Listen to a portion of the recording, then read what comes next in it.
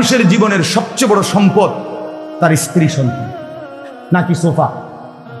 কথা কন, আরে বলেন না, সবাই বলেন।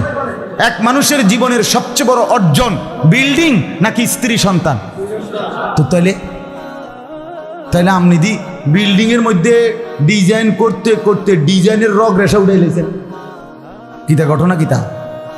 আপনি যে দরজার মধ্যে নকশা করতে করতে অনার দরজাই খুঁজে পাওয়া যায় না নকশার কারণে। কথা বলেন না কেন? সোফার মধ্যে নকশা করতে করতে আপনি দিটার মধ্যে কত জাতের নকশা করলেন, আপনি সোফার কত নকশা করলেন, আপনি ঘরের কত নকশা করলেন, কত রঙে সাজাইলেন, কত কালারের রং দিয়া বিল্ডিং সাজাইলেন। তো আপনার স্ত্রীর জীবন সাজাবেন না? আপনার মেয়ের জীবন সাজাবেন না? আপনার ছেলের জীবন সাজাবেন না? এরা কি ফালতু জিনিস? এরা কি ফেলে দেওয়ার জিনিস যে তোরটা তুই ঠিক কর? বেডিরে কইছেন আমনেরটা তোমারটা তুমি ঠিক করো, আমারটা আমি ঠিক করি। ছেলেরে বলছো বাপ তুই তোর হমাইন্না ফুলাইনের লগে তুই তোর মতো ঠিক কর। মেয়েরে বলছে তুই তোর হমাইন্না মাইয়াগর লগে তোর যেটা মন করে এটা কর। তো এটা নিয়ে কথা ছিল, এটা তো কথা ছিল। আমার বাবা তো আমার মনে আছে আলহামদুলিল্লাহ আমার টুপির দিকেও নজর রাখছে, আমার পাঞ্জাবির দিকেও নজর রাখছে, আমার লুঙ্গির দিকেও নজর রাখছে। আমার মা বারান্দায় বসাটা পর্যন্ত দেখছে, বসছি যেভাবে মা বলছে ঘুরে বসো, আমার মা এইভাবে নজর রাখছে। আমার বড় ভাই একটা পাঞ্জাবি জীবনে একবার, আমি রঙিন এমব্রয়ডারি করা পাঞ্জাবি আমার জীবনে একবার গায়ে দিছিলাম কিন্না ছাত্র জীবনে। আমার ভাই প্রথম দেখেই ডাক দিয়া ইনা টাইনা সিরা টুকরা টুকরা করে ফেলাই দিছে।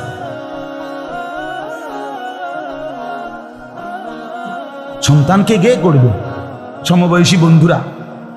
কথা বলেন না কেন? ছেলেটা তার সামান্য বন্ধুর লোকে মিললেনি চরিত্রবান হবে, মেয়েটা বুঝি তার হমান্য মাইয়াগর লোকে একটা চরিত্রবান হবে। হ্যাঁ, বেডি বুঝিয়ে হে ঘরের বাবির লইয়া অটো দিয়া মার্কেটে যায় আইয়ে এ বুড়ির লগে নিয়ে বুড়ি রাবে আবশ্রী হইব। কথা বলেন, আমার কথা নয় তো আমারে ফিরাই দেন, আমার কথা আমাকে ফেরত দেন যদি বুঝে না। আমার বাপ জিন্দিগি নষ্ট করেন না, স্লোগান দিলে হবে না, জীবন সাজাইতে হবে। জীবন সাজাই। দুশ্মন আমাদেরকে নিয়ে পুতুল খেলছে, পুতুল খেলছে। সারা পৃথিবী 57টি মুসলিম রাষ্ট্র, 250 কোটি মুসলমান, আর ইহুদি 2 কোটিও না। ইহুদিদের সংখ্যা 2 কোটিও না। জানেন এটা? ইহুদি কি 200 কোটি? ইহুদি কি 100 কোটি? 2 কোটিও না বেটা। গোটা পৃথিবী মিলাইয়া, সারা পৃথিবী মিলাইয়া ইহুদি সামান্য, একবারে হাতে গোনা, আঙ্গুলে গোনা। তামাশা খেলছে আমাদের সাথে, পুতুল খেলতেছে। মুসলমানদের রক্তে আল্লাহর জমিন ভাসায় দিছে। পৃথিবীতে কোনো ন্যূনতম কোনো কুকুর শুকরও তো এত নিকৃষ্ট হইতে পারে না। কোরআনে আছে এক কাক পর্যন্ত আরেক কাকরে ঠোকরাইয়া মাইরা এরপরে মাটি খুইরা ওই কাকরে দাফন করে দিছে। এটা কোরআনে আছে না? আর এই নির্মম পশুরা হাসপাতালে চিকিৎসাধীন ফিলিস্তিনের মধ্যে মুসলমান, নির্যাতিত মুসলমান, মজলুম মুসলমান চিকিৎসাধীন হসপিটালের উপরে বিমান হামলা করে, বোমা হামলা করে একই হসপিটালে 500 মুসলমানকে শহীদ করে দিয়েছে গতকালকে। আপনি বলেন নির্মমতার কতটা নিচে নেমে গেছে, পাষণ্ডতার কতটা সীমা ছাড়াই গেছে। যুবক বন্ধু, কার মতো চুল বানাইলাম? হ্যাঁ, কার মতো? খোঁজ নাও, আজকে খোঁজ নাও। আমি চ্যালেঞ্জ করলাম এই চুল ইহুদিদের চুল। আমি বললাম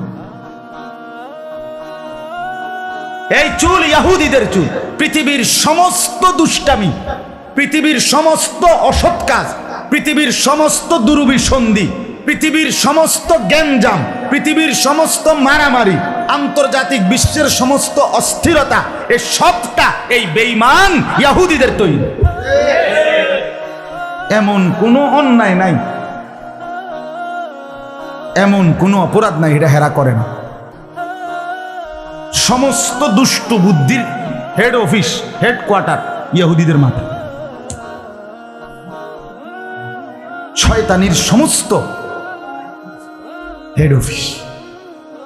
বিশ্বাস করেন না, আপনি ইতিহাস, আপনি ইতিহাস নেটে সার্চ দিয়ে পড়েন, ইহুদি জাতির ইতিহাস ওই নেটে পড়েন, আপনি পড়েন দেখুন পড়বেন তারা কারবারটা কি। এই কোরআন আমি পড়ছি, এই আয়াতের তর্জমা বলবো এখন। এই কোরআনুল কারীমের মধ্যে আদম আলাইহিস সালাম থেকে নিয়ে ঈসা নবী, আমাদের নবীর আগ পর্যন্ত এই পিছনের যত জাতি, আল্লাহ তাআলা এই পুরাটা আদম থেকে ঈসা আমাদের নবীর আগ পর্যন্ত পৃথিবীর ইতিহাসের পুরাটা সময় আল্লাহ তাআলা এই কোরআনে সংক্ষিপ্ত আকারে টেনে আনছে। সুবহানাল্লাহ। কোরআন রিভিউ দেখাইছে কিসের পিছনে, রিভিউ নি কয় ভাই, মানে পিছনের টারে টাইম না আবার দেখায় কদ্দুর নাকি এই রিভিউ। কোরআন ইংরেজিও তো পারি দুই এক লাইন করছি কি, আমার আসলে মনে আছিল না, যাই দেখেন না মাশাআল্লাহ ইংলিশ কয় ফটফট ফটফট করে ইংলিশ। না না, ইংলিশ বললে মহাজ্ঞানী, এটা কখনোই যুক্তিসঙ্গত কথা হইতে পারে না। এক মোমেন তার দ্বীনকে মানলে, আল্লাহর কোরআনকে মানলে, সে যদি কিচ্ছু না জানে সেই মহাজ্ঞানী, সেই বুদ্ধিমান, সেই বিচক্ষণ। আল্লাহ কোরআনে বলছে বিচক্ষণ কে? উলুল আলবাব। মেরে মোহতারাম, এই অনার্স আর এই মাস্টার্স, এই ডক্টরেট আর এই এমফিল, এই পিএইচডি, এটা দুনিয়ার ভাষায় মহাজ্ঞানী হইতে পারে, কিন্তু কোরআনের ভাষায় আল্লাহর কসম, সূরা আলে ইমরানের মধ্যে আছে মহাজ্ঞানী কারা, বুদ্ধিমান কারা, বিবেকবান কারা, বিচক্ষণ কারা। আল্লাহ বলছে তিনটা সিফাত আছে যার মধ্যে, সে হলো বুদ্ধিমান, সে হলো বিবেকবান, সে হলো মহাজ্ঞানী, সে বিচক্ষণ। কয়টা গুণ? এক, আল্লাযীনা ইয়াযকুরুনাল্লাহা কিয়ামান ওয়া কুউদান ওয়া আলা জুনুবিহিম। এক নাম্বার হলো দাঁড়িয়ে বসে শুয়ে সব অবস্থায় যে আল্লাহকে স্মরণ করে। জিকির, জিকির। এক নাম্বার কি? জিক্র। এই আগের শব্দ হলো আয়াতিল উলিল আলবাব। আল্লাহ বলেন বিচক্ষণ, বিবেকবান কারা? জিকির করে যারা, কখন কখন, সবক্ষণ, সর্বক্ষণ, দাঁড়িয়ে বসে শুয়ে সব অবস্থায় যারা কাকে স্মরণ করে? ওয়াতাফাক্কারুনা ফি খালকিস সামাওয়াতি ওয়াল আরদ। দুই নাম্বার হলো আল্লাহর সৃষ্টি আসমান ও জমিন, কায়নাত নিয়ে যারা 24 ঘন্টা ফিকির করে। আল্লাহর সৃষ্টি জগৎ নিয়ে ফিকির করে, গবেষণা করে, ভাবে আসমান যিনি বানিয়েছেন, এই আসমান যদি এত বড় হয় তাহলে আমার আল্লাহ না জানি কত বড়। এই জমিন যদি এত বিস্তীর্ণ হয় তাইলে ভাবতেছে সেইবার না জানি আমার আল্লাহ কত বড়। এই সূর্য যদি এত বড় হয়, বিজ্ঞানীদের ভাষায় যদি এত বড় হয়, তাহলে আমার আল্লাহ জানি কত বড়। আমি সেই মালিকের গোলাম। সুবহানাল্লাহ। হ্যাঁ, হাদিসে আছে এক সাহাবী একদিন পূর্ণিমার চাঁদ আর মরুভূমিতে উনি বালুর মধ্যে শুয়ে শুইয়া, শুনতেছেন মজার কথাটা, এই আকাশে চাঁদ উঠছে, তারা উঠছে, পুরো আকাশ। তো উনি চাঁদের আর তারার দিকে তাকাইয়া সাহাবী ডাক দিছে, আইয়ুহাল কামার, এই চাঁদ, আইয়ুহাল কাওয়াকিব, হে তারকারাজি, শোনো। কইতেছে, কই শোনো, ইন্না লাকুম রব্বান ওয়া ইন্না লি রব্বান। তোমাদের একজন রব আছে, আমারও একজন রব আছে। সুবহানাল্লাহ। এরপরে কি বলছে শোনেন, এরপরে বলছে রব্বি ওয়া রব্বুকুম ওয়াহিদ। আর শোনো, আমার রব আর তোমাদের রব একই জন। কয়জন? একই জন। তিনি কে? আল্লাহ। এরপরে বলছে আল্লাহুম্মা গফিরলি, আল্লাহ মাফ করে দেন। নবীজি সকালবেলা বলছে, সাহাবী তোমার এই সুন্দর বলার কারণে আল্লাহ খুশি হয়ে মাফ করে দিয়েছে। সুবহান। এই 2 নাম্বার হলো ফিকির।